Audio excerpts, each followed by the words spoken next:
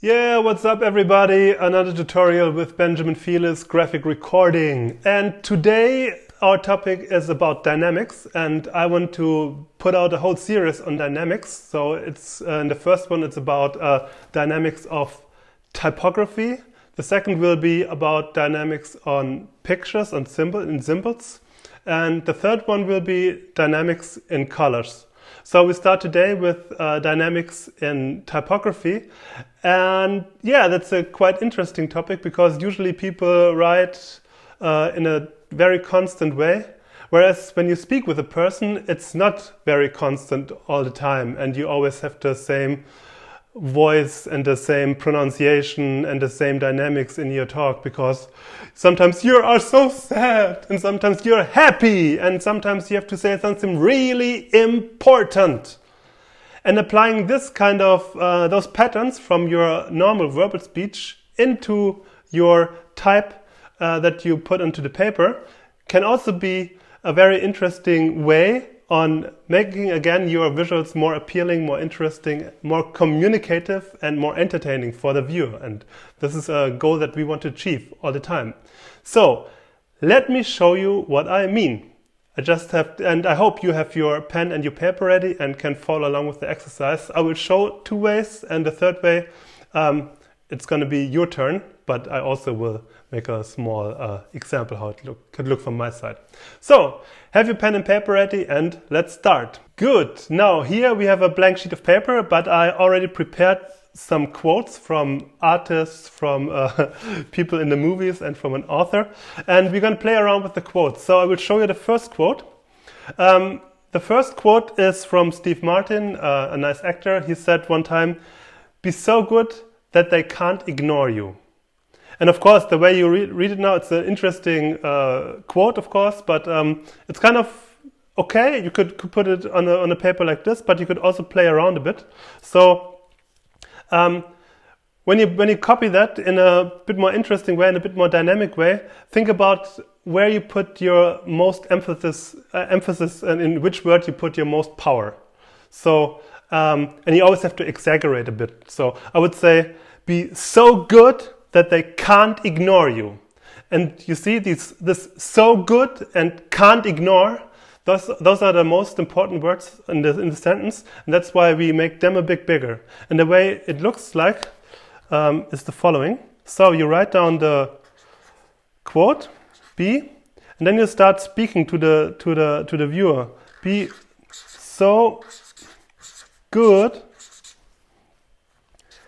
that they can't ignore you. So you can even make it a bit thicker. So go over again a second time. Be so good that they can't ignore you. Be so good that they can't ignore you. So this version is more speaking to you than this one is. And of course you can put down the author, Steve Martin. And what you also can do is take a color and underline the most important aspects. And now this quote looks a bit more appealing, a bit more human, and a bit more interactive than on the other side. Okay, example number one. Be so good that they can't ignore you, from Steve Martin. Second example. It's a famous quote from the artist Jenny Holzer. She said one time, "Protect me from what I want." In a bit more theatrical, dramatical mode, you could say, "Protect me from what I want." And you see, you already start to realize which words I want to make bigger. So it's of course this protect me, really big, protect. Go over it again a second time.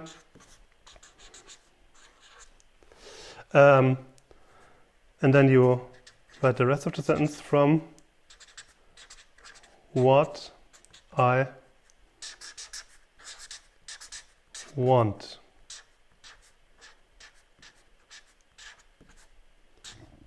can make an exclamation mark here to make it a bit more dramatic. By Jenny Holzer. Protect me from what I want. You could also maybe also say what I want. But no matter what, underline it, and now the quote speaks a bit more to you. Okay? So I think you now finally got the idea what I mean with a bit more the dynamics of in type. You could also use different alphabets here, but this is also a nice way because you can use like one alphabet that you have already and just play around with the same alphabet, just play with the thickness and the size of the respective letters to make your type a bit more interesting, a bit more appealing. Okay, the third and final quote is this one by the author Mark Twain. The secret of getting started is getting started. So now it's your turn. You have now, I'd say, about a minute time to play around, and let's see what your outcome will be.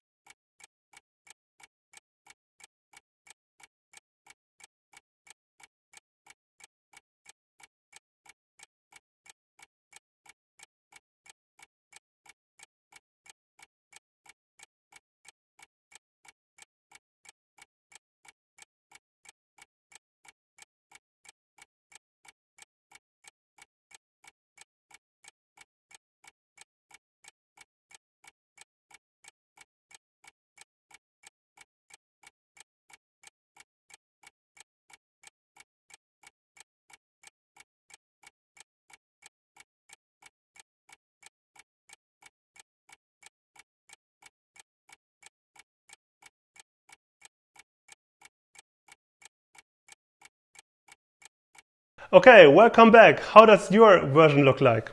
I've just been waiting and now also want to show how I would solve this situation.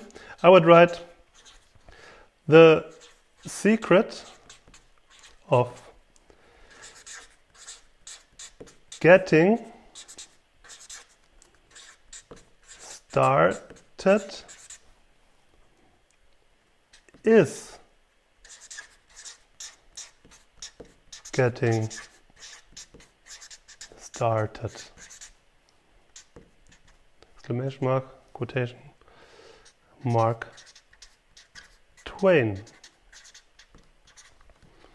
Could also now underline it, but I somehow like the clouds, so I make a frame around like this. So it also looks a bit more visualized than on the other hand. This is the way I would solve it. So let's see however you solve the situation, and please share pictures and send them to me or post them in your social networks with your solution, the way you found on making this quote a bit more interesting, a bit more nice, and a bit more appealing. And yes, that's it for today already. So you got 3 quotes, you got 3 ideas on how to play around with the quotes. And so it could be now an exercise for you to pick any random quote. There are like many quote generators or servers or websites with many quotes of them. And quotes are nice to play around and to get kind of a sense on which words are important to emphasize and which are less. And say them loud to you. Exaggerate a bit, be a bit more dramatic, drama baby, and then you can put them down in a nice way. And I would love to see posts of you. And of course, I hope you liked this little video, like always. If you liked it, only if you liked it, if you really do, give it a like, smash the like button, leave a comment. And also if you have any ideas or wishes, or do you want any other topics to be explained, to be talked about in this tutorial series, please put in a comment. I will check them out, and maybe your topic will be one of the next tutorials. See you around. Thank you.